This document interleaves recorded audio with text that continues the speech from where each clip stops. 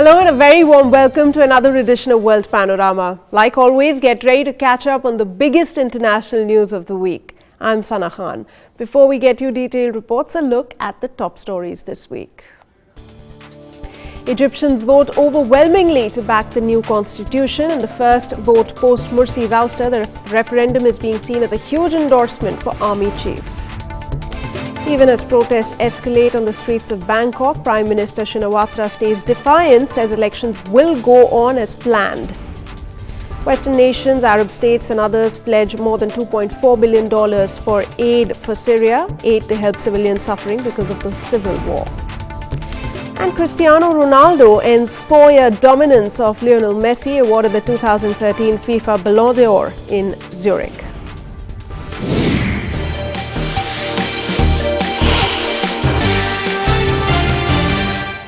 Our top story. Egyptians are awaiting results of a referendum on a new constitution. Officials say it has been overwhelmingly approved. The draft constitution replaces one introduced by Mohamed Morsi before the Islamist president was ousted. State media reports that 37% of registered voters took part, slightly more than the vote under Morsi. This referendum is being seen as a vote on the legitimacy of his removal and of the army, which removed him. It was boycotted by members of the Muslim Brotherhood. The next step now is expected to be a presidential election for which Sisi, widely popular among his supporters, appears the only serious candidate. He has yet to declare that he will run. Now, how would the referendum impact Egypt? How will the transition move ahead? And the transition that is to come, will that be somewhat permanent or short-lived? To discuss this and more, I welcome Professor A K Ramakrishnan from the Center for West Asian Studies from the JNU. Thank you so much, sir, for joining me on the show. Before we start talking about this, we have a look at this report.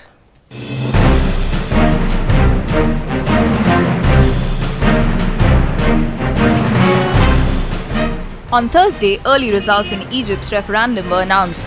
The results showed an overwhelming majority of 90% of Egyptians supporting the country's proposed new constitution in a referendum held on the 14th and 15th January. It was heavily monitored referendum, and I think it worked very well. All the Islamists, except a small faction from Al-Noor Salafi party, participated, but the majority of Salafis plus all other Islamists didn't participate in this election.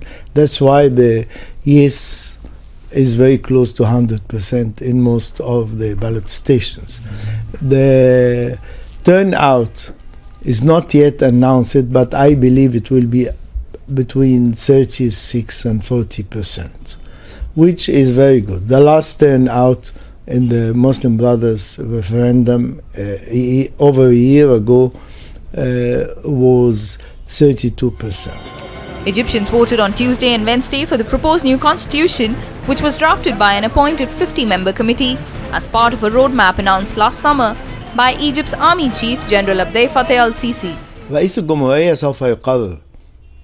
The President of the Republic will decide whether the presidential elections or parliamentary elections will take first. The Committee of 50 gave him the right to decide this. There are many people who want the presidential elections to take place first so that the situation stabilizes, because the presidential elections are easier than the parliamentary elections in this security situation.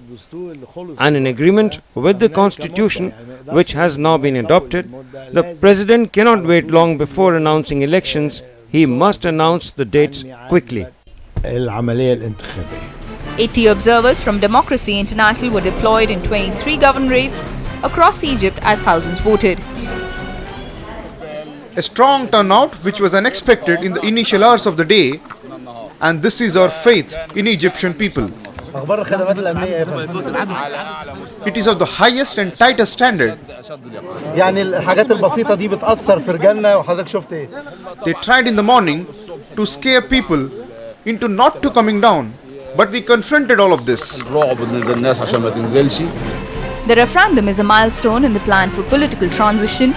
The army-backed government has billed as a path back to democracy, even as it imposes a fierce crackdown on the Muslim Brotherhood, Egypt's best organized party until last year. All right, Professor Ramakrishnan, overwhelming approval for this new constitution. What does this translate into? What does this mean for the people of Egypt? Egypt has been a very divided country after the ouster of Mubarak in 2011. An elected government of Morsi was overthrown under the leadership of Al-Sisi, but it claimed legitimacy because of the June 30 movement, a large chunk of secular elements supporting him. Even the An-Noor party, which is from the religious section, also supporting Al-Sisi. Al-Sisi sees it as not only a referendum saying yes to the new draft of the constitution, but also seeking legitimacy for himself and seeing it as a victory for his leadership. And he is preparing for, running for the post of president once the elections. So you're saying Sisi is seeing this as a validation perhaps also of the coup that overthrew Mohamed Morsi. And do you in that sense believe that it is a fact that now Sisi moves an inch closer to presidency of Egypt? Yes. Is that inevitable now? He is aiming at that. The problem is that the Muslim Brotherhood boycotted the referendum, the vote on the constitution, and there is increased violence at various cities in Egypt. The official figures of the approval of the referendum is very high. It is because of the boycott. At the same time, there was an overwhelming presence of women. Yes, that's in the polling booths.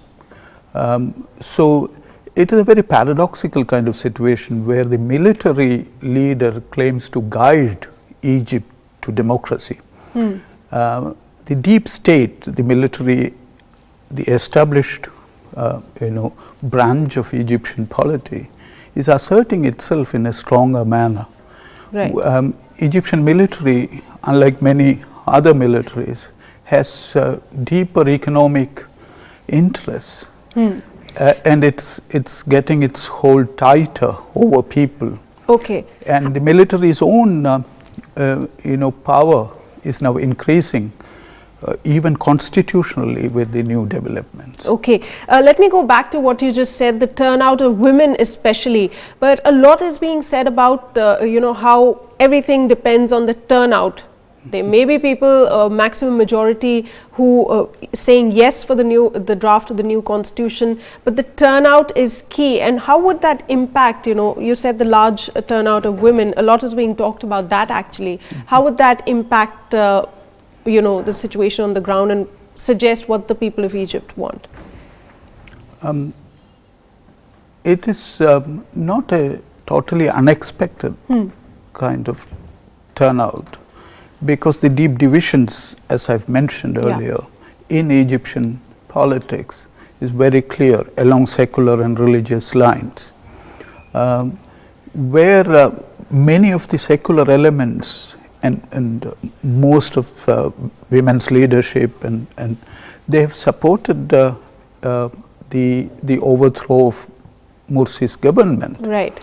But then found that Al-Sisi is taking more power unto himself and giving more power to the military, that some of those secular leadership withdrew their support.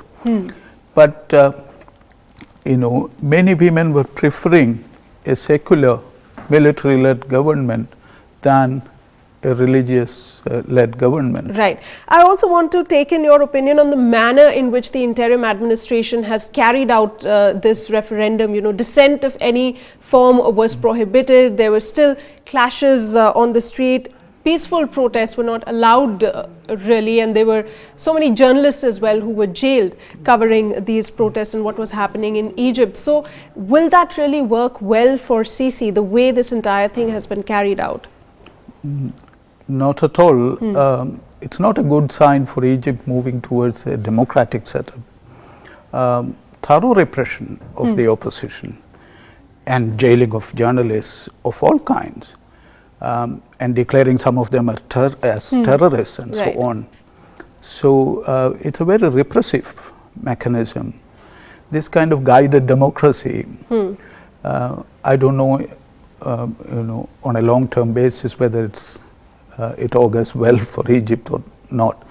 The situation is that the people of Egypt, through their movements over the last 2 years or more, have ousted Mubarak, have come to the streets in large numbers for every single kind of rights, Absolutely. reducing the power of the military at one point of time. But then now they are stuck with a military leadership. Some of the supporters of Al-Sisi says that Nasser, Sadat, all of them were, Nasser was a popular leader. They were military people. So they give legitimacy to him, to Sisi along those lines. But the most of the freedom of expression, etc., are at stake.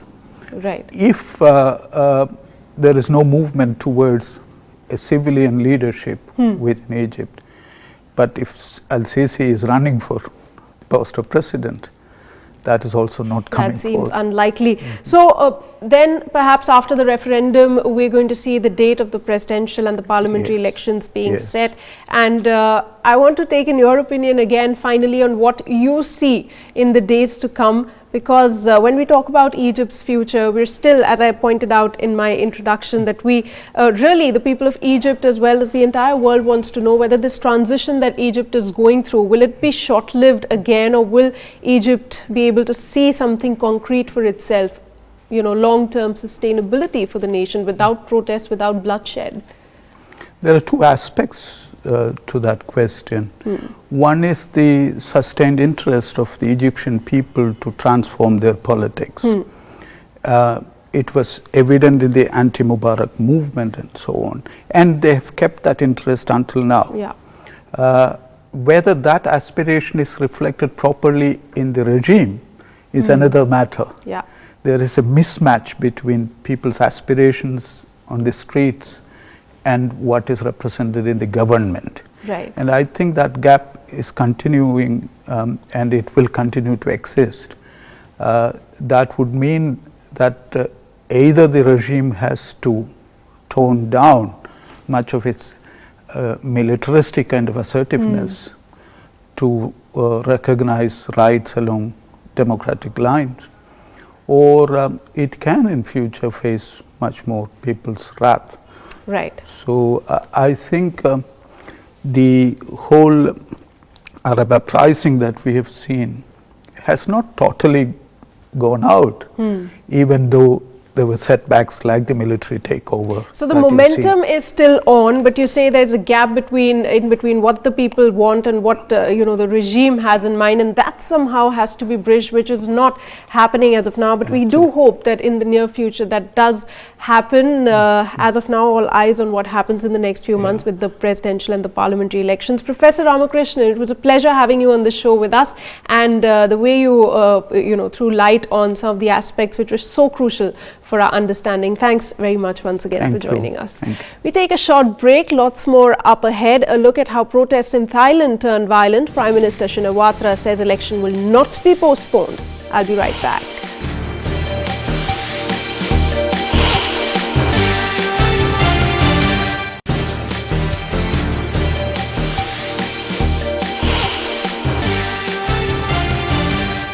Thanks for staying with us. Thailand's Prime Minister Yingluck Shinawatra is determined to go forward with elections on 2nd of February despite ongoing protests in the nation's capital, Bangkok. Shinawatra has faced weeks of mass street demonstrations seeking to force her elected government from office and install an appointed People's Council in its place. In 2 months of protests, a total of 8 people have been killed and more than 477 injured. Here's the latest.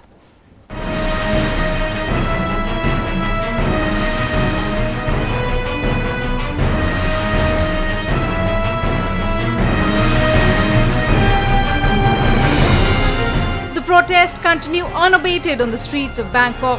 Demonstrators occupied main intersections of the capital, ministries and state agencies shut down, calling for the resignation of Prime Minister Yingluck Shinawatra.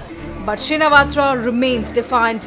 The people that would like me to continue the work, so that's why I think this is that's why we are in the decision of the Pheu Thai party that need me to run re-election. But anyway, that I think election will be the final just by the people of Thailand.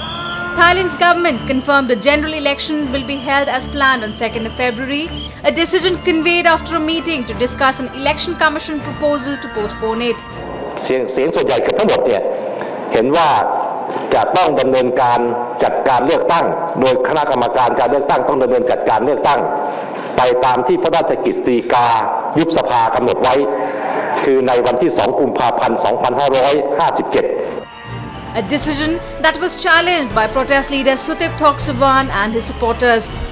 ประชุมกันอีกตัดสินออกมาว่าเดินหน้าเลือกตั้ง 2 กุมภาเชิญมึงตัดสินใจจะเดินหน้าจะถอยหลังเรื่องของมึงแต่กูรับรองได้ว่าอยู่ไม่ถึง 2 กุมภาก็แล้วกัน ก็ฟังท่านกำนันพูดเมื่อคืนนี้ผมว่าท่านกำนันให้เกินวันที่ 2 กุมภานี้รัฐบาลอยู่ไม่ได้ต้องจบวันไหนที่มีการจะไปยึดสถานที่ราชการต่างๆก็ขอฟังจากท่านกำนันอีกครั้งหนึ่งว่าจะไปจุดไหน This latest unrest in Bangkok stems from a referendum that Prime Minister Yingluck tried to push through Parliament in October that would grant a widespread amnesty to political dissidents. One of those dissidents, the former Prime Minister Thaksin Shinawatra, who is Yingluck's brother and is currently in exile. Protesters have accused Yingluck of being under the control of her brother. In a bid to give new momentum to bilateral ties, India and South Korea decided to intensify cooperation on a range of key sectors including trade, investment and defence. Prime Minister Manmohan Singh announced that the work on the long-delayed POSCO steel plant will start in the coming weeks. In all, 9 pacts in wide-ranging fields including cyberspace cooperation were inked after the talks between Singh and Park Geun-hye. The tone was clearly positive, as President Park Geun-hye and Prime Minister Manmohan Singh signed 9 agreements including in defence and space. Crucial was the go-ahead to the $12 billion POSCO steel plant in Odisha, the largest FDI in India. 한국의 대인도 최대 투자이자 It is the largest ever investment plan by a Korean company which will also become a symbol of bilateral economic cooperation. POSCO plans to make a $12 billion investment in the project in Odisha, of which implementation has been delayed so far. However, in the month leading up to my visit, the handover of the land was completed. The environmental clearance was revitalized and substantial progress was made in the process of granting a prospecting license. We agreed to work closely together in the future as well to ensure the project runs smoothly. President Park and I agreed that sustaining trade growth and expanding economic exchanges are vital for a stronger India-Korea relationship. During her 4-day visit to India, Park Geun-hye and Manmohan Singh agreed to work on upgrading their comprehensive economic partnership agreement with the aim of reaching $200 billion in trade volume. The two leaders have agreed to revise the long-delayed double taxation avoidance agreement. I believe that it is meaningful that we lay an important foundation for expanding our bilateral investment and improving the business environment. I also emphasized that an expeditious approval of branch establishment by Korean banks in India will greatly contribute to increased trade and investment between India and Korea. India's Vice President Hamid Ansari, Minister of External Affairs Salman Khurshid, and Minister of Trade and Industry Anand Sharma were also present to greet Park and Mukherjee. In another step aimed at boosting trade, the two countries also agreed to revise the long-pending double taxation avoidance agreement. The move will help reduce the tax burden on Indian and South Korean companies and also expand information sharing on offshore tax evasion.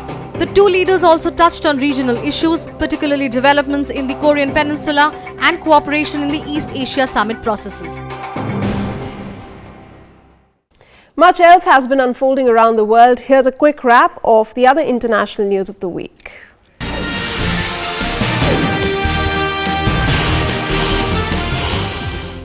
Delegates from nearly 70 nations and 24 international organizations gathered in Kuwait for the one-day event chaired by Ban Ki-moon, the UN General Secretary.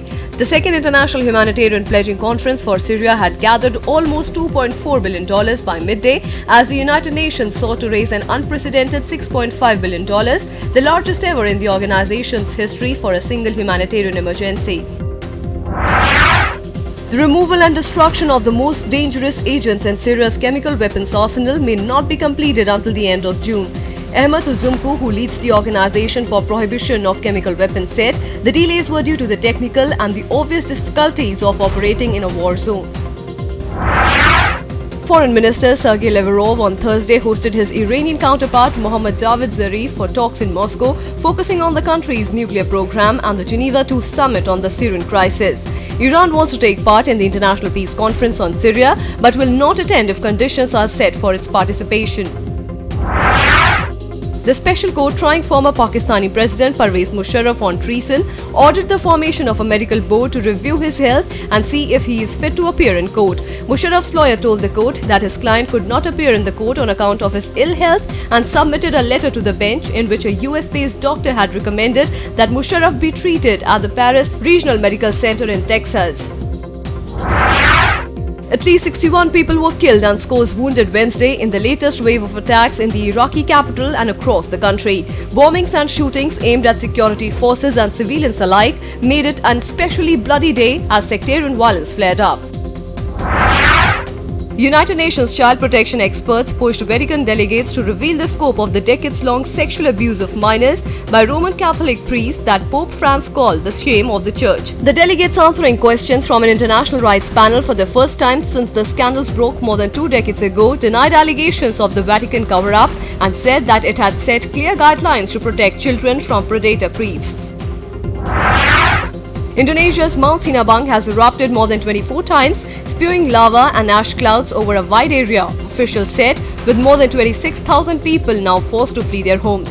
Mount Sinabang, which lies in the northwest of the Indonesia-Sumatra island, sent hot rocks and ash 5 kilometers into the air, spreading hot clouds over a 4.5-kilometer radius, said the Center for Volcanology and Geological Hazard Mitigation.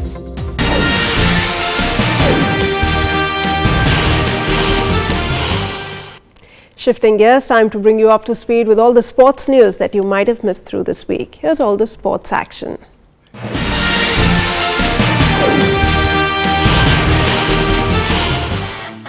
A tearful Cristiano Ronaldo picked up the FIFA Ballon d'Or for a second time after being named the world's greatest footballer at a ceremony in Zurich. The Real Madrid forward scored a staggering 69 goals in 59 matches during 2013 and helped Portugal secure their place in next year's World Cup finals by scoring all 4 goals in their 4-2 aggregate playoff victory over Sweden. Ronaldo, who ended Lionel Messi's 4-year domination of the honour, polled 1,365 points in the voting, 160 ahead of Barcelona's forward Messi, with Bayern Munich winger Frank Ribery third on. Germany goalkeeper Nadine Angreger was named the Women's Player of the Year. Brazilian star Pelé was also given a Lifetime Achievement Award. President Barack Obama welcomed the Miami Heat to the White House for a second year in a row. The team won the NBA championship in 2013 by beating the San Antonio Spurs 4-3 in the best-of-7 finals. Former Netherlands and AC Milan midfielder Clarence Seedorf announced he would become the Serie A club's new coach. The Dutchman, who has no previous coaching experience, will replace Massimiliano, who was fired by Milan following a dismal run of results for the 7-time European champions. The move to appoint Seedorf, who had a successful 10-year playing career at Milan, is something of a gamble, although he is a hugely popular figure at the club and would arrive with a deep bank of goodwill.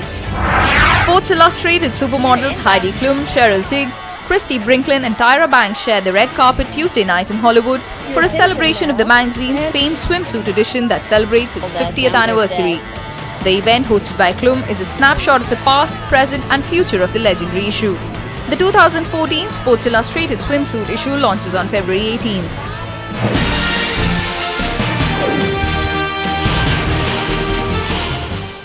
Time now for all the very latest news from the world of movies, music and lifestyle. Here's our entertainment wrap.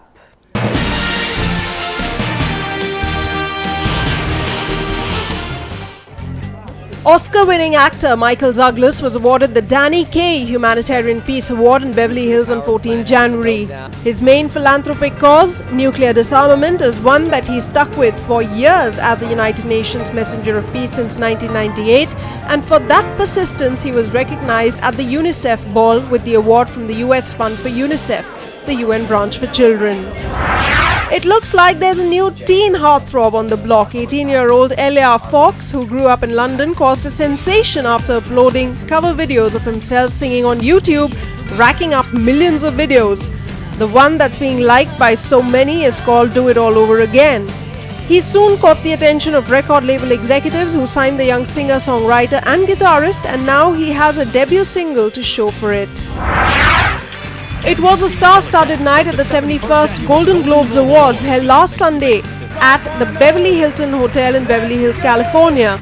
It was a big night for the deserving candidates who walked away with the golden statue.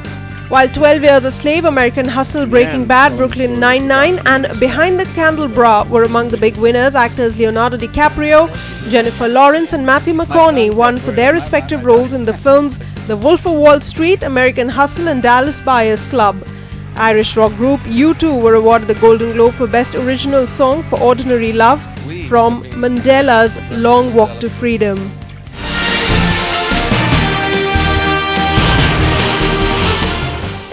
That's all we have for you in this edition of World Panorama. See you next week, same time with more international news. Till then, you can follow us on Facebook and Twitter.